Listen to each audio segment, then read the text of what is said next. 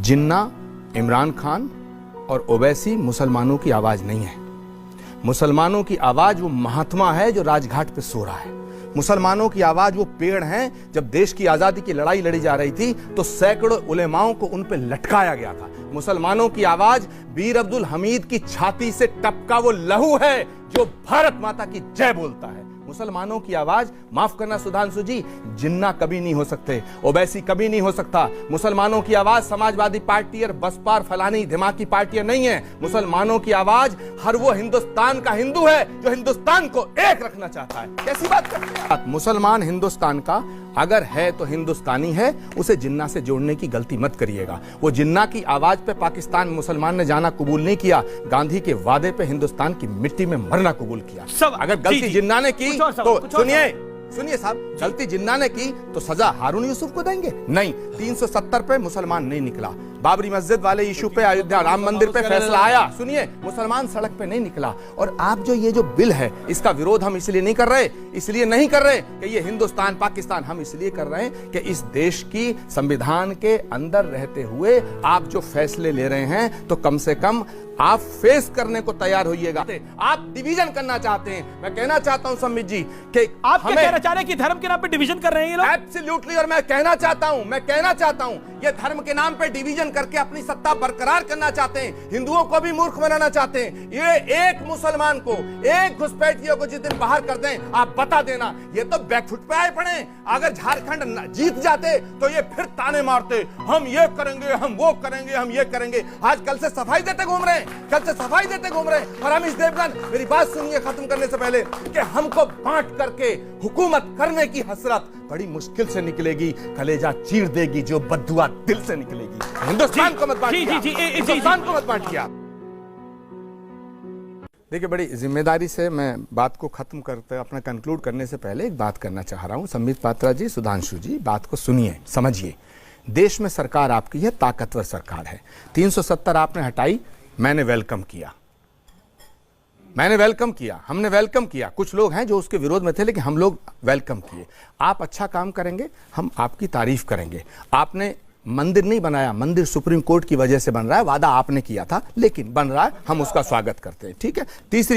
तीसरी बात, मुसलमान हिंदुस्तान का अगर है तो हिंदुस्तानी है, उसे जिन्ना से जोड़ने की गलती मत करिएगा। वो जिन्ना की आवाज पे पाकिस्तान मुसलमान ने जाना कबूल नहीं किया, गांधी के वादे पे हिंदुस्तान की मिट्टी में मरना कबूल किया। अगर गलती जिन्ना ने की तो सुनिए साहब, गलती जिन्ना ने की तो सजा हारून यूसुफ को देंगे? नहीं, 370 पे मुसलमान नहीं निकला। बाबरी मस्जिद वाले इशू पे, अयोध्या राम मंदिर पे फैसला आया, सुनिए, मुसलमान सड़क पे नहीं निकला। और आप जो ये जो बिल है, इसका विरोध हम इसलिए नहीं कर रहे कि ये हिंदुस्तान पाकिस्तान, हम इसलिए कर रहे हैं कि इस देश की संविधान के अंदर रहते हुए आप जो फैसले ले रहे हैं तो कम से कम आप फेस करने को तैयार होइएगा। सुधांशु त्रिवेदी जी ने बड़े अदब के साथ ये बात कही कि उड़ रहे थे वो बादल हिलाल के, यानी कि इन्होंने ये बताने की कोशिश की है कि जो मुसलमानों ने जश्न मनाया वो एक इस्लाम के नज़रिए से मनाया और ये डिवीज़न होना चाहिए। मैं एक बात कहना चाहता हूँ, जिन्ना, इमरान खान और ओवैसी मुसलमानों की आवाज़ नहीं है। मुसलमानों की आवाज़ वो महात्मा है जो राजघाट पे सो रहा है। मुसलमानों की आवाज वो पेड़ हैं। जब देश की आजादी की लड़ाई लड़ी जा रही थी तो सैकड़ों उलेमाओं को उन पे लटकाया गया था। मुसलमानों की आवाज वीर अब्दुल हमीद की छाती से टपका वो लहू है जो भारत माता की जय बोलता है। मुसलमानों की आवाज, माफ करना सुधांशु जी, जिन्ना कभी नहीं हो सकते, ओवैसी कभी नहीं हो सकता। मुसलमानों की आवाज समाजवादी पार्टी और बसपा और फलानी दिमागी पार्टियां नहीं है। मुसलमानों की आवाज हर वो हिंदुस्तान का हिंदू है जो हिंदुस्तान को एक रखना चाहता है। कैसी बात करते हैं जी, आप कैसी बात करते हैं? देखिए, बहुत सारी बातें हैं, बहुत बड़ा मुद्दा है। मुझे ये समझ में नहीं आ रहा है कि संबित पात्रा जी और इनकी सरकार, सुधांशु जी और इनकी पार्टी ये कहना क्या चाहते हैं। कभी कहते हैं हम ये कर रहे हैं लेकिन इसलिए कर रहे हैं क्योंकि मनमोहन सिंह जी ने किया था। कभी कहते हैं हम ये कर रहे हैं लेकिन इसलिए कर रहे हैं क्योंकि ये महात्मा गांधी ने कहा था। भाई, महात्मा गांधी ने ये कहाँ कहा? अभी आपने पढ़ के बताया उनका स्टेटमेंट। उन्होंने कहाँ कहा कि मुसलमान को नहीं अलाउ करेंगे आप? मैं कह रहा हूं आप सारे शरणार्थियों को अलाउ करिए। शरणार्थी में और घुसपैठिए में फर्क होता है। अगर कोई घुसपैठिया भारत में है, उसे बाहर करते क्यों नहीं? आप निकालिए। आप घुसपैठिए बाहर नहीं निकालते ना, आप घुसपैठिए नहीं निकालते, आप डिवीजन करना चाहते हैं। मैं कहना चाहता हूं सम्मित जी कि आप क्या कहना चाह रहे हैं कि धर्म के नाम पे डिवीजन कर रहे हैं ये लोग? एब्सोल्युटली। और मैं कहना चाहता हूं ये धर्म के नाम पे डिवीजन करके अपनी सत्ता बरकरार करना चाहते हैं, हिंदुओं को भी मूर्ख बनाना चाहते हैं। ये एक मुसलमान को, एक घुसपैठियों को जिस दिन बाहर कर दें, आप बता देना ये तो बैकफुट पे आए पड़े। अगर झारखंड जीत जाते तो ये फिर ताने मारते, हम ये करेंगे, हम वो करेंगे, हम ये करेंगे। आज कल से सफाई देते घूम रहे हैं, और अमिश देवगन मेरी बात सुनिए खत्म करने से पहले, कि हमको बांट करके हुकूमत करने की हसरत बड़ी मुश्किल से निकलेगी, कलेजा चीर देगी जो बद्दुआ दिल से निकलेगी। हिंदुस्तान को मत बांटिए, हिंदुस्तान को मत बांटिए। जी सुधांशु उन्होंने कहा, वो कहां कहा? पब्लिक के पास आ रहा हूं फिर। Congress working committee adopted the resolution on 25th November 1947. अब कांग्रेस कमेटी का रेजोल्यूशन है, the Congress is bound to afford full protection to all those non-Muslims from Pakistan who have crossed the border and come over India or may do say save in life in future. जो आए हैं गैर मुस्लिम अथवा भविष्य में आएंगे, उन सारे लोगों को हम प्रोटेक्शन देने को बाध्य हैं। और जो आपने कहा ना कि हमने क्यों कहा, बिल्कुल सही बात है भैया। तब गांधी की कांग्रेस कुछ और थी, अभी राहुल गांधी की कांग्रेस कुछ और है। गांधी जी की कांग्रेस राष्ट्रवाद के साथ थी, यहां किन लोगों के साथ है? देखिए इन्होंने भी बात कही, इन्होंने जिन्ना के साथ खड़ा कर दिया। जिन्ना की पार्टी क्या थी? मुस्लिम लीग के साथ इनका गठबंधन है। कहां? केरल में।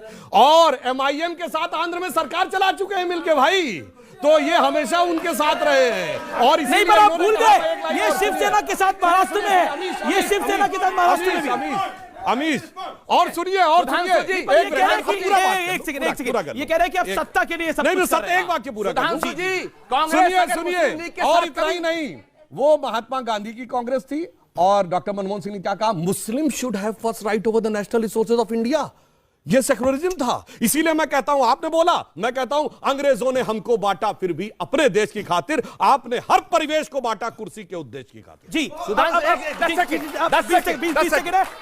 10 सेकंड सरकार वाली बात। सुधांशु जी, कांग्रेस अगर मुस्लिम लीग का समर्थन कभी सदियों पहले लेती है तो वो देशद्रोही, और तुम महबूबा मुफ्ती की पीडीपी के साथ केरल में आज भी है मुस्लिम लीग से गठबंधन। और सुनिए, अरे हमने तो छोड़ दिया। अरे साहब कैसी बात कर रहे हैं? चमन को सींचने में पत्नियां कुछ झड़ गई होंगी, उस पे यही इल्जाम है बेवफाई का। मगर कलियों को जिसने अपने हाथों में वही दावा करते हैं वतन की रहनुमाई का। क्या बात करते हैं आप? जी आचार्य सुधांशु जी बहुत विद्वान हैं, संबित जी बहुत ही प्रखर प्रवक्ता हैं। सवाल अफगानिस्तान का नहीं है, सवाल बांग्लादेश और पाकिस्तान का नहीं है, सवाल इस भारत की संस्कृति, सभ्यता और तमाम परंपराओं का है। उपनिषद की उद्घोषणा है, अयम निजे परोवेति गणना लघु चेत साम उदार चरितनांतु वसुधैव कुटुंबकम। पूरी वसुधा के अंदर जो भी व्यक्ति है वो हमारा परिवार है। क्या भारत इतना संकीर्ण है? भारत इतना छोटा हो जाएगा कि 2-4 मुसलमान आ जाएंगे, 2-4 ईसाई आ जाएंगे तो उन्हें हम स्वीकार नहीं कर सकते? ये बात कहां की कर रहे हैं आप? सवाल इस बात पर खड़ा होता, आप कह रहे हैं, एक तरफ कह रहे हैं गांधी ने ये कहा था। अरे गांधी ने क्या ये कहा था कि मुसलमानों को छोड़ देना? गांधी ने कहा था जो शरण मांगे